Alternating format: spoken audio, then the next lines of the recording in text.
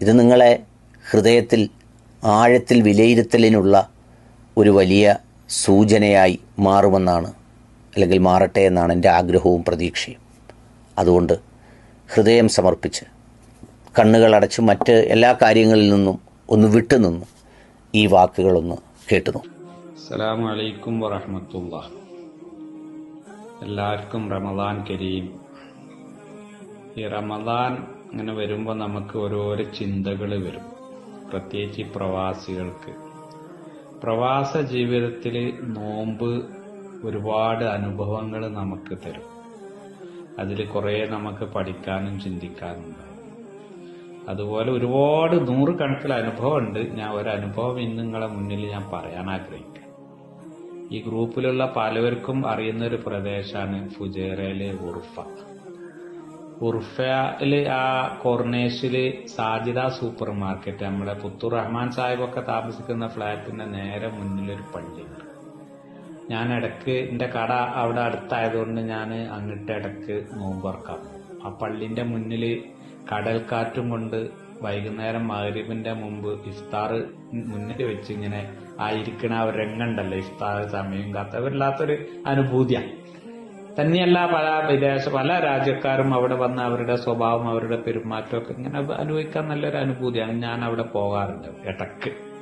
ഒരു ദിവസം അവിടെ ഇഫ്താറൊക്കെ കഴിഞ്ഞ് മഗ്‌രിബ് നിസ്കരിച്ച് ഇറങ്ങിയപ്പോ കുറെ ബംഗാളികളൊക്കെ കൂടി ഒരുത്തനെ വളഞ്ഞിട്ട് എന്തൊക്കെ ചോദ്യം ചെയ്യുന്ന കശപിശ. അപ്പൊ ഞാൻ ചെന്ന് നോക്കുമ്പോ ഞാൻ അറിയുന്ന ഒരു സുഹൃത്താണ്, ഇബ്രാഹിം എന്ന് പറയും.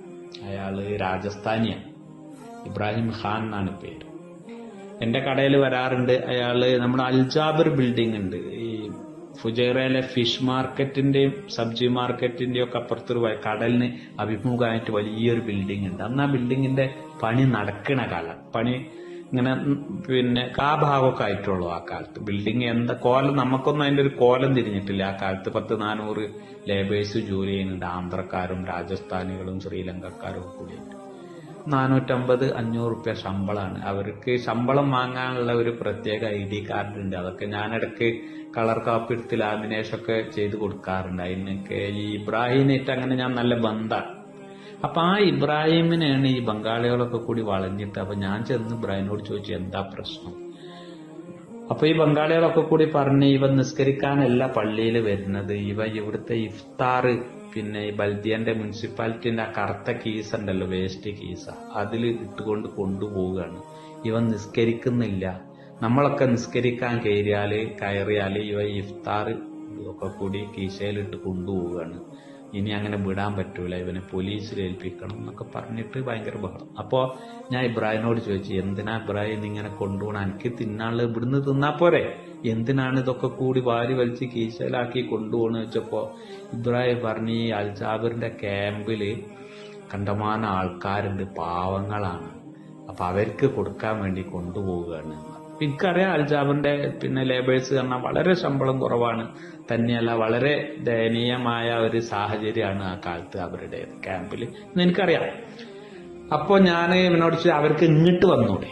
അപ്പൊ ഇബ്രാഹിം പറഞ്ഞ അവരൊക്കെ ഹിന്ദുക്കളാണ്, അധികവും ഹിന്ദുക്കളാണ്, അപ്പൊ അവർക്ക് ഇങ്ങോട്ട് വരാൻ പേടിയാണ്.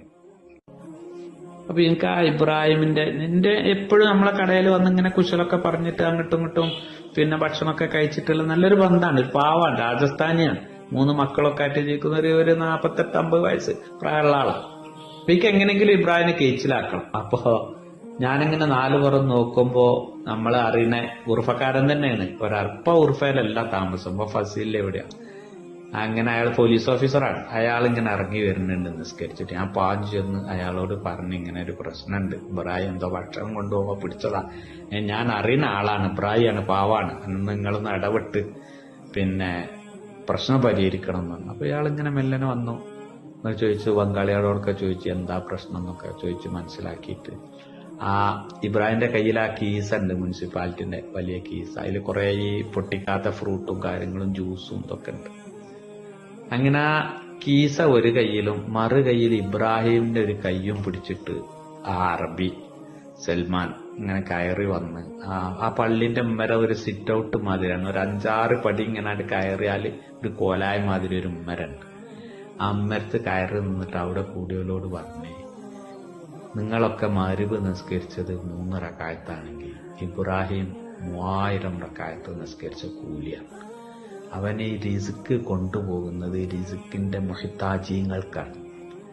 റിസ്കിന്റെ ആവശ്യക്കാരിലേക്ക് റിസ്ക് എത്തിച്ചു കൊടുക്കുക എന്നുള്ള വലിയ ഒരു ഇബാദത്താണ് ഇബ്രാഹിം ചെയ്യുന്നത്. അതുകൊണ്ട് റമളാൻ മാസമാണ് ഒരാളുടെ റിസ്ക് തടയാനല്ല, റിസ്കിന്റെ പ്രാധാന്യം അർഹിക്കുന്നതാണ് റമളാൻ മാസം.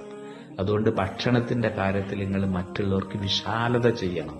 ഒരിക്കലും ഒരാളുടെ ഭക്ഷണം തടഞ്ഞു വെക്കാൻ പാടില്ല. അങ്ങനെയാണെങ്കിൽ നോമ്പ് നോറ്റിട്ട് കാര്യമില്ല.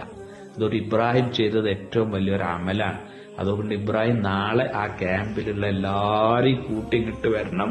ഞാനിവിടെ ഉണ്ടാവും, എന്റെ പേര് സൽമാൻ എന്നാണ്, ഞാനിവിടെ ഉണ്ടാവും, ഒരു പേടിയും പേടിക്കരുത് തന്നെ. ഇബ്രാഹിമിന്റെ നെറുവിലൊന്ന് ചുംബിച്ചിട്ട് ആ കന്തൂരെന്നൊരു പേഴ്സ് ഇട്ട് കുറച്ച് നോട്ട് ഇങ്ങനെ ചുരുട്ടി മടക്കിയിട്ട് വേണ്ട കീസയിലിട്ട് കൊടുത്തു.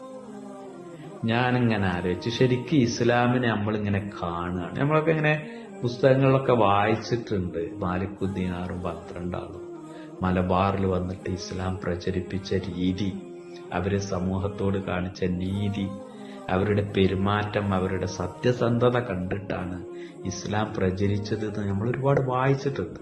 പക്ഷെ ഞാനതിങ്ങനെ ആ അസ്തമയ സമയത്ത് മഗ്‌രിബിന്റെ ശേഷം ഇഫ്താറിന്റെ ശേഷം ഞാനിങ്ങനെ ലൈവിൽ കാണുക. ഞാൻ ഏതോ ഒരു ലോകത്ത് എത്തിയ പോലെ തോന്നി. എനിക്ക് ആ സൽമാനോട് എങ്ങനെ നന്ദി പറയണമെന്നോ ഒന്നും ഒരു പിടുത്തം കിട്ടിയില്ല. പിന്നെ കുറെ ദിവസങ്ങൾക്ക് ശേഷം ഞാൻ സൽമാനെ കണ്ടപ്പോൾ ഞാൻ ഇതൊക്കെ ആവർത്തിച്ച് പറഞ്ഞു. അപ്പൊ സൽമാൻ ഒരു കാര്യം എന്നോട് പറഞ്ഞു, എപ്പോഴും നമ്മൾ റിസ്ക് ആവശ്യമുള്ളവർക്കാണ് കൊടുക്കേണ്ടത്, റിസ്ക് കൊടുക്കുക എന്നുള്ളത് വലിയൊരു അമലാണ് എന്ന് പറഞ്ഞ് കുറെ സംസാരിച്ചു. അപ്പൊ റമളാന്റെ ഒരു അനുഭവമാണ്. അറബികളുടെ മരുഭൂമി പോലെ വിശാലമായി കിടക്കുന്ന അറബികളുടെ ആ മനസ്സും ഏഷ്യക്കാരായ നമ്മളെപ്പോലെയുള്ള ആൾക്കാരുടെ മനസ്സും തമ്മിലുള്ള വ്യത്യാസം, എന്തുകൊണ്ട് ലോകത്ത് ഇസ്ലാം പ്രചരിച്ചു എന്നതിന്റെ നേർക്കാഴ്ചയായിട്ട് ഞാൻ ഇന്നും എൻ്റെ മനസ്സിൽ ഒരു റംളാൻ സ്മരണയായിട്ട് സൂക്ഷിക്കണം. ഒരു പ്രവാസ ജീവിതത്തിലെ എൻ്റെ ഒരു വലിയ ഒരു അനുഭവം, ഒരു ഓർമ്മയാണ്. അസ്സലാമു അലൈക്കും വറഹ്മത്തുള്ളാഹി വബറകാതുഹു. എന്താണ് ഇതിനോടൊപ്പം കൂട്ടിച്ചേർക്കാനുള്ളത്? എന്താണ് പറയാനുള്ളത്? നമ്മുടെ ചുറ്റുപാടുകളിൽ ഒരുപാട് ഹാപ്പനിങ്സ്, അനുഭവങ്ങൾ, സംഗതികളൊക്കെ നടക്കുന്നുണ്ട്. ആ നടക്കുന്നവയെ നോക്കിക്കണ്ട ഒരു മനസ്സിന്റെ വിശുദ്ധി കൂടി ഈ വാക്കിലുണ്ട്. നമ്മൾ എത്രമേൽ ഇങ്ങനെ ഒരു വിഷയത്തെ ഇത്തരത്തിൽ നോക്കിക്കാണാൻ ശ്രമിക്കുന്നു? ഒന്ന് ആലോചിച്ച് നോക്കൂ. എന്തെല്ലാം ഗുണപാഠങ്ങളാണ്. അത്രമേൽ വലിയ ഒരു മസ്ജിദിൽ എത്തുന്ന ആളുകളുടെ ആ പ്രാർത്ഥനയുടെ ഇഷ്ടത്തെ പോലെ തന്നെ അതിനേക്കാൾ എത്രയോ ഇരട്ടി ഇഷ്ടമാണ് കൂടെ പണിയെടുക്കുന്നവൻ പട്ടിണി കിടക്കുമ്പോൾ ഇവിടെ ഭക്ഷണം നഷ്ടപ്പെടുത്തുന്നത് കാണുമ്പോൾ അത് കവറിലിട്ട് കൊണ്ടുപോകുന്ന, ഞാൻ കണ്ടിട്ടില്ലാത്ത ഈ ശബ്ദത്തിലൂടെ മാത്രം കേട്ട ഇബ്രാഹിമിൻ്റെ മനസ്സ്. അത് കണ്ടപ്പോൾ അവനെ ഉപേക്ഷിച്ചു പോകാതെ സഹായിക്കാൻ തോന്നിയ ഈ മനുഷ്യൻ്റെ മനസ്സ്. അത് ചെന്ന് പറയുമ്പോൾ ഒരു പോലീസ് ഓഫീസറായിരുന്നിട്ട് പോലും ഇതെന്താണെന്ന് മനസ്സിലാക്കി അതിലിടപെടേണ്ടതിന് ഇടപെടേണ്ട വണ്ണം ഇടപെട്ട് അതിന് എല്ലാ കാലത്തേക്കും ഈ കേൾക്കുന്ന ആളുകളുടെ മനസ്സിൽ പോലും ആ മനുഷ്യൻ്റെ വാക്കുകളുടെ നന്മ അവശേഷിപ്പിക്കത്തക്ക വിധം അങ്ങനെ സംസാരിച്ചു പോയ ഒരു മനോഹരമായ വിശ്വാസത്തിൻ്റെ എല്ലാ അർത്ഥത്തിലുമുള്ള ആ മാനം വെളിവാക്കിയ ആ മനുഷ്യൻ സൽമാൻ. ഇത് കേട്ടപ്പോൾ പങ്കുവെക്കണമെന്ന് തോന്നിയ സലീം കെയും അയൂബ് കെയും ഒക്കെ ഈ നന്മയുടെ ചരടുകളിലെ മുത്തുകളാണ്. ഇത് കേൾക്കേണ്ടതാണ്, ഇതറിയേണ്ടതാണ്, ഇത് ഓരോരുത്തരിലേക്കും എത്തിക്കേണ്ടതാണ്. പള്ളികളിൽ പ്രാർത്ഥനയ്ക്ക് പോയി ഏതോ രജിസ്റ്ററിൽ ഒപ്പിടുന്നത് പോലെ 3-4 തവണ കുനിയുകയും നിവരുകയും ചെയ്തിട്ട് മടങ്ങുമ്പോൾ എൻ്റെ എല്ലാം പൂർത്തിയായി, പിന്നെ എന്ത് ചുറ്റുപാടുകളിൽ നടക്കുന്നു എന്ന് നോക്കേണ്ടത് എൻ്റെ ബാധ്യതയല്ലെന്ന് വിചാരിക്കുന്ന കുടുസായ മനസ്സുകളിൽ നിന്ന് വിശാലമായ ഒരു വിശ്വാസത്തിൻ്റെ സുഗന്ധം, ചേർത്തുവെക്കലിൻ്റെ മനോഹരമായ മാനവികതയുടെ മായാത്ത മുദ്ര, അതുകൂടിയാണ് ഈ വിശ്വാസമെന്നും ഈ റംളാൻ്റെ സ്മരണയെന്നും ഈ വാക്കുകൾ അടിവരയിടുന്നു.